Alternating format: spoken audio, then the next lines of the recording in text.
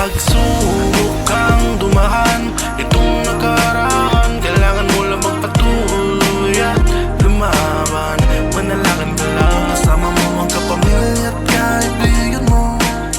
Ipagdiwang natin ang Pasko. Ipagdiwang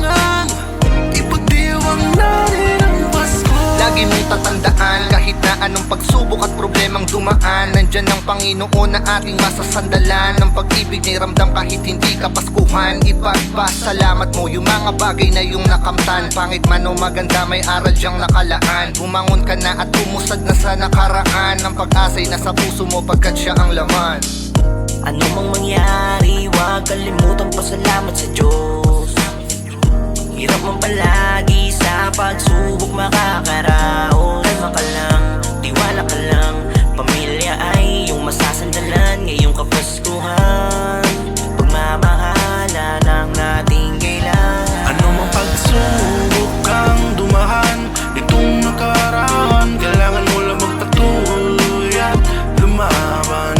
Manalangin ka lang, kasama mo ang kapamilya at kaibigan mo. Ipagdiwang natin ang Pasko. Ipagdiwang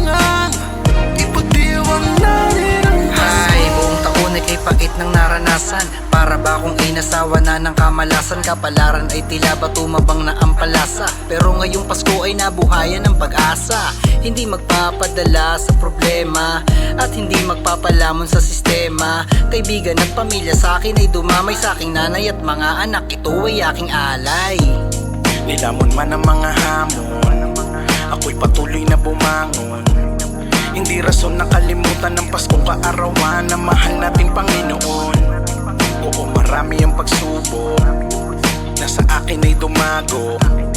Ngayong Pasko ay lilimutin ko lahat ng pagkakataon na sayang. Ano mang pagsubok kang dumaan, itong nakaraan, kailangan mo lang magpatuloy at lumaban. Manalangin ka lang, kasama mo ang kapamilya at kaibigan mo. Ipagdiwang natin ang Pasko. Ipagdiwang natin ang Pasko. Salamat sa pag-ibig na payapa, hatid mo ay liwanag para sa isa't isa. Pag-asa ay tanaw tuwing gigising sa umaga. Ramdam na ramdam ko kung gaano kahalaga ang diwa ng Kapaskuhan at ang mga aral mo na maniwala at magtiwala na kakayanin ko. Sa bawat ikot ng mundo, ikaw ang kasama ko. O Panginoong Jesus, utang ko sa iyo ang Nasa buhay ko. kalagitnaan ka ng gabi, humihiling ang pamilya katabi.